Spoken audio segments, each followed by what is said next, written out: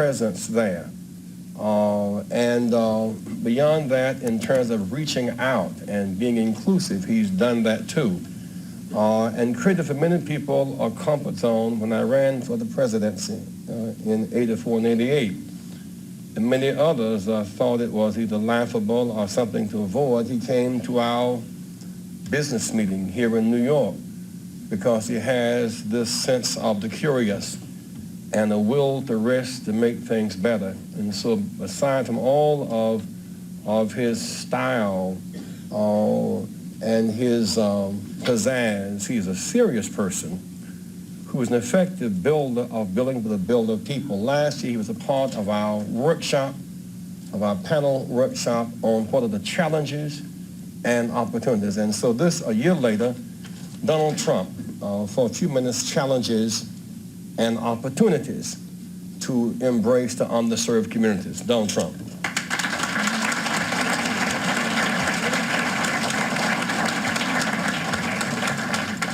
Well, it is an honor to be here, and I was with Jesse last year, and we had a lot of fun, and it was a little different. We had a real panel where you asked questions and everything, and we didn't do so much speaking, so I'm going to get off here very quickly because I want to hear some questions. Jesse started off by saying most of the wealth in this country is in the hands of a few. Myself, is that a bad thing? What's wrong with that, Jesse? But he did have an expression last year, and I was just telling Roger, he had an expression last year, the wall on wall must fall. And you haven't used it today, and I'm very disappointed in this, Jesse, because I thought it was a great expression. And I heard the expression about 14 times, and then he came to me at the end of the session, and he said, listen, I want some office space in your building on Wall Street, because the wall on wall will fall. And I said, it's okay, Jesse, I'll make a good deal with you. I'll get you some space. You'll pay about $40 a foot. And he said, no, I don't want to pay 40. I said, how about 30? No. It was the cheapest deal I ever made in the history of 40 Wall Street. Is that right? He got it for nothing. He's a very tough negotiator. We know that, right? Nah, he's a terrific guy. We love him, and I'm here for him. And the snow came, and I said, gee, nobody's going to show up, and look at this place, it's packed. I do want to say a couple of things. First of all, where's Percy? Oh, okay. I thought you left, Percy. That would have been terrible. I get up and you leave. I would have been insulted.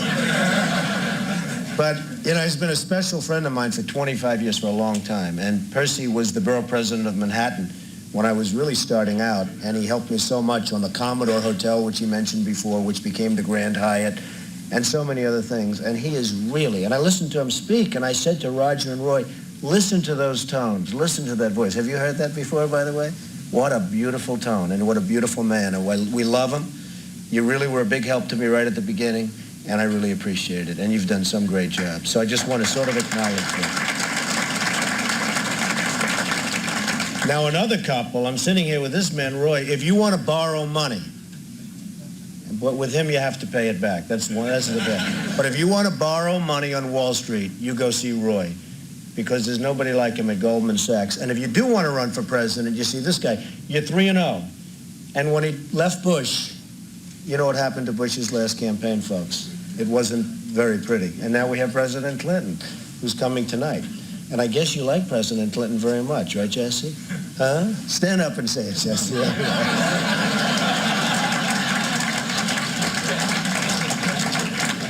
Well, I just say a few words. I mean, Wall Street and New York City and this whole region is doing unbelievably well. I'm building a job on the West Side, which is the largest job ever approved by the New York City Planning Commission. You see it going up along the West Side Highway. It's almost 10 million square feet. It's 18 buildings, and it's really going to be something. We're building a building that you probably heard of recently. It's the tallest residential tower anywhere in the world. It's 90 stories.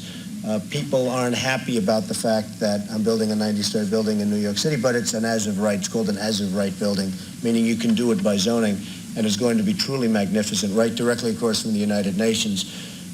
We just bought the General Motors building. We just completed Trump International Hotel and Tower, which just yesterday got the Mobile 5-Star Award. Only 4 in the country got it for It's whatever it is, and it's been a tremendous success. We're doing a lot of other things, and I will tell you, a large percentage of the people, and especially in construction, that are building these great jobs are black and minorities, and I'm very proud of it. We have close to 25%, and I think the number's going up, and they do a great job. There are no better builders than we have in New York, and a big percentage of that is black and minority folks. So I just want to thank everybody in the room for being here. I look forward to some questions, and then I don't know how we're ever going to leave this building today, because if you look outside, it is terrible, but we'll figure a way. There's always a way, and thank you, Jesse, and congratulations.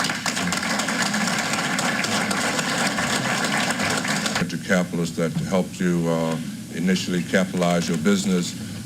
Would you share with us who those companies are and were, because now you've exited and they've exited, and would you also talk about the talent that is currently in that industry that a lot of people in this country aren't aware of, particularly the people on Wall Street? Yeah, when we put these companies together. And I'm from Athens, Ohio, which is the best kept secret in America, but thanks to Reverend Jackson's efforts, I think you all are going to learn more about Appalachia. And my question is to Donald Trump and other investors, actually all of the investors in this room. We would like to know specifically what we can do in Appalachia to get your attention, your investment, and your enthusiasm for the fantastic ideas and businesses and organizations that we have down there.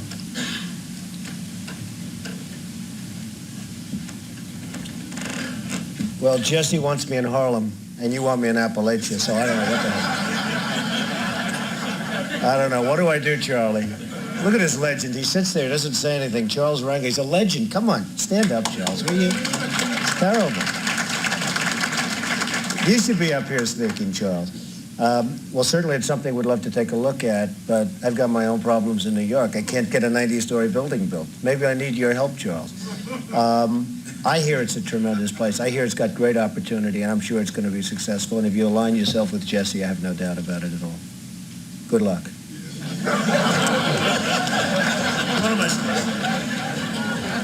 Charlie, Congressman Rangel.